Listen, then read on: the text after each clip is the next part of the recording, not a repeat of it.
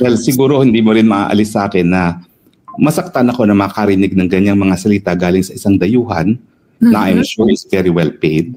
Dahil ang aking kapalaran, sinisisi talaga ako ng lahat ng mga kaibigan ko at kamag-anak ko sa Pilipinas. Bakit ba isinugal mo lahat para sa mga Duterte? True. Ang sagot ko, kasi sa tingin ko, ang pagiging tapat, mahirap nang makita ngayon, lalong-lalo na sa larangan ng politika. So tama po yan, isinugal ko ang lahat para sa mga Duterte at ngayon, natalo tayo. Kaya nga hindi ako makauwi. No? At ako ay meron nag-aabang na warrant of arrest.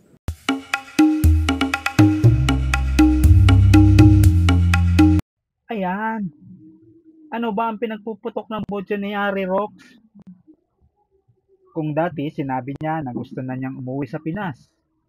Pero ngayon, hindi na raw siya uuwi. Mahirap talaga ang kalagayan ni Atty. Harry Rox. Ito po yun, ang statement ni Atty. Nicholas Kaufman, ang nagpapasama ng loob niya. Sa tingin ko, sinagot lamang ni Kaufman ang matinding pambabati ko sa kanya ni Harry Rox. Makinig kayo ha, babasahin ko. A Dutch lawyer has confirmed to me that Harry Roque approached him with an initiative to sue the Dutch government for facilitating the rendition of the former president.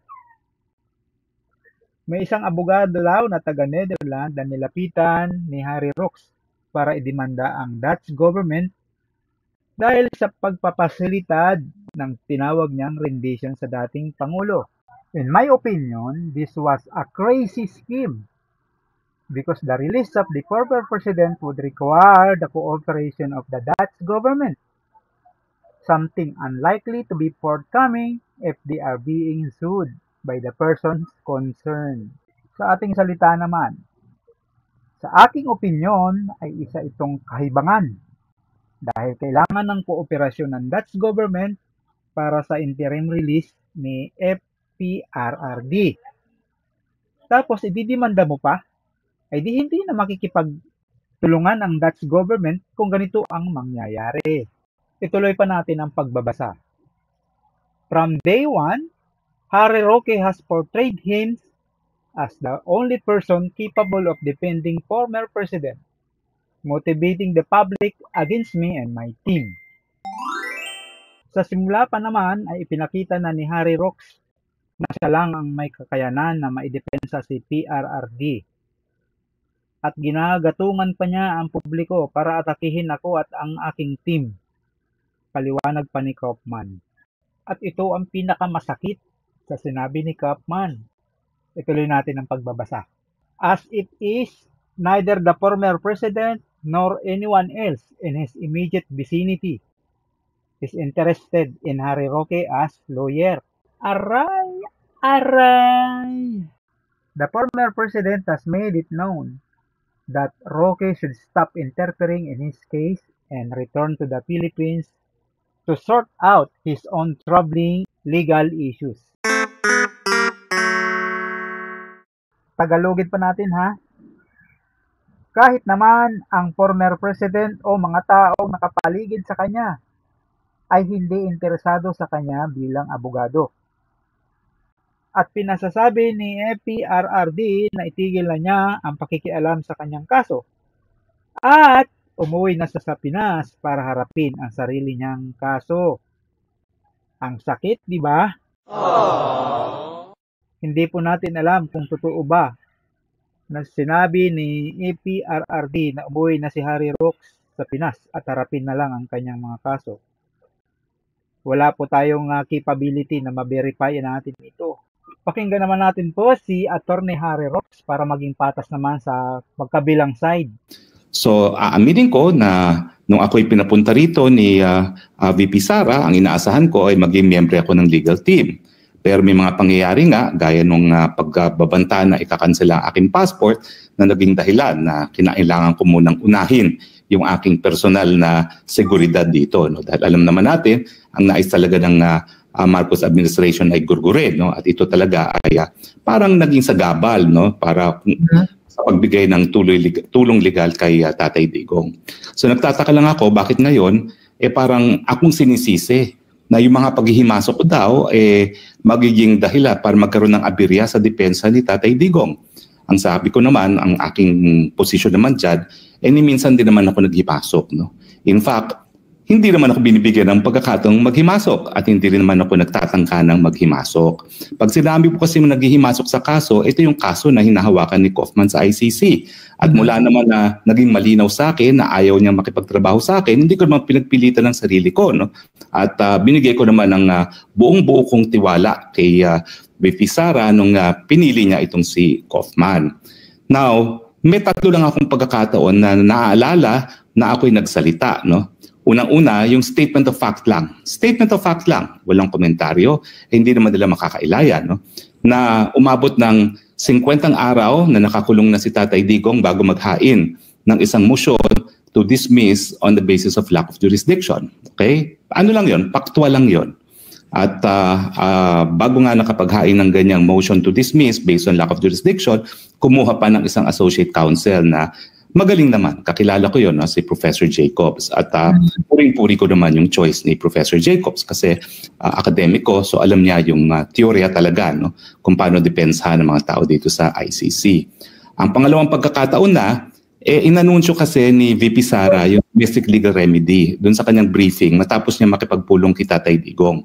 At ang sinabi niya, inaprubahan na ni PRRD yung domestic legal remedy na minungkahi ko. So, tinanong ako, ano ba yan? Napakahirap namang tumanggi sa ganyang katanungan dahil ang galing naman kay VP Sara.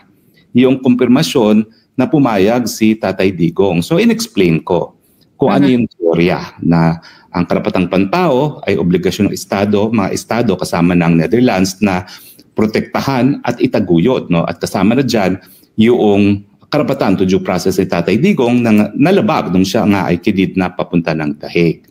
At ang pangatlong pagkakataon na ay nagsalita ako kasi sinabi nga ni Kaufman na crazy scheme doon sa kanyang interview kay Alvin and Tourism yung aming scheme. No? So sinabi ko, inulit ko lang no, na hindi naman siguro crazy kung yung mga may tunay na malasakit kay Tatay Digong, naglingkod sa kanya, nagmahal sa kanya, at kapwa Pilipino ay maghahanap ng iba pang mga remedyo.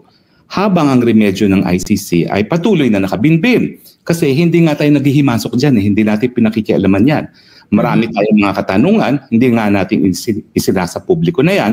Pero bagamat hindi natin isinasa publiko yan, yan ay tinatanong ng taong bayan mismo. Na miski hindi abogado ay nagtatanong. No? At pinahayaan ko na yung taong bayan magtanong. No? So hanggang dyan lang yung aking kung matatawag mong paghihimasok. No? Ang pinaghihimasukan ko, hindi kaso sa ICC mismo. Ito ay iba pang legal remedy. Kasi nga, unethical na makisawsaw ako dun sa kaso na hinahawakan na ni Kaufman. At I'm very, very clear about that. No? At ang hindi ko lang siyempre inaagrihan, itong alternative remedy na minumungkahi ko, ito raw ay dahilan para magkaroon na aberya dahil ang pagka-release kay Tatay Digong ay kinakailangan ng kooperasyon ng Netherlands. No? Hindi ko po maintindihan yan kasi ang desisyon naman kung makakalaya si Tatay Digong ay gagawin talaga ng mga West ng ICC. Yeah. Nga magtagumpay itong domestic legal remedy, problema ng Netherlands kung paano niya mapapatupad yung desisyon ng hukom niya. Ang sinasabi ko lang, siguro mahirap na ignorin ng ICC yung desisyon ng gobyerno na nag-host sa hukuman mismo, no? So parang bahala na sila dyan. Basta ang importante sa akin, magkaroon na deklarasyon na nalabag ang karapatan ni Tatay Digong. Yun lang naman, no? At I will not say anything beyond that kasi yung mga hindi masamang sinasabi sa mga kapwa-abogado, ano na ako, no? I'm on my 35th, hindi pala 25th, 35th year of practice kasi 1991 ako nagsimula ng practice ko. This is not just a practice in the Philippines but also in the international arena. No? And sabi ko nga, I really adhere to the highest ethical standards. So siguro iba lang yung standards namin ni Atty. Kaufman na sa kanyang jurisdiction, okay lang na magbitaw ng ganung mga salita. Pero sa Pilipinas kasi, iba, mas mataas yung ating ethical standards at hindi natin pinapayagan yung mga ganyang salita labat sa kapwa-abogado. Tinanong ko lang, bilang dating tagapagsalita ni Tatay Digong, sa tingin ko ba makikiusap si Tatay Digong para siya ay makalaya sa Dahig? At sinagot ko yan. So I stand corrected. 4 na beses pala ako nagsalita. Nag-react ako dun sa sinabi niya na 100% mapapalaya si Tatay Digong kung iimbitahin siya ni Marcos Jr. at sasabihin niya kung bakit dapat bakit dapat siyang payagan na umuwi nga si Tatay Digong. At ang sabi ko bilang dating tagapagsalita at sa pagkakakilala ko kay Tatay Digong, mas nanaisin na ni Tatay Digong na pumanaw sa kulungan kaysa humingi ng kahit anong pabor sa mga Marcos. Dahil sa mulat-mula, ayaw niya sa mga Marcoses. Diba? Nagsimula nga siya ng political career niya.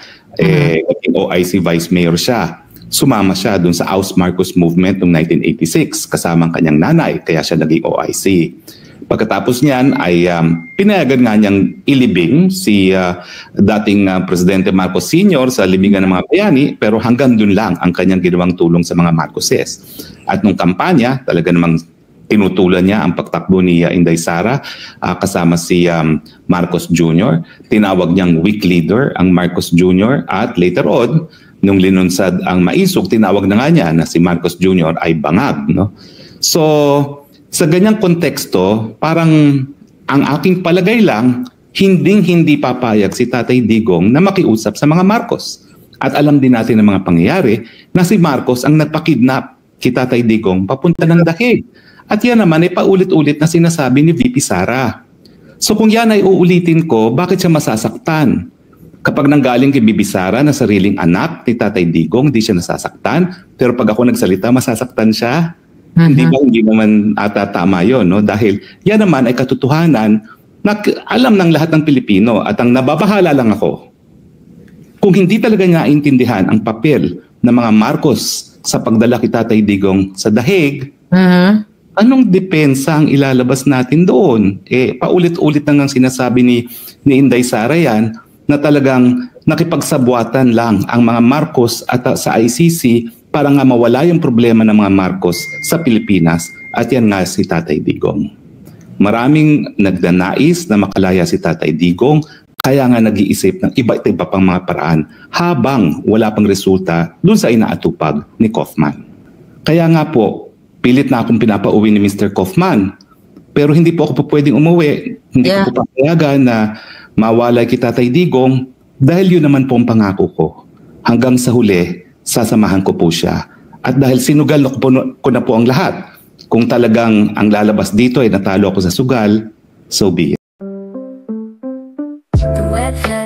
Thank you for watching. See you on my next video.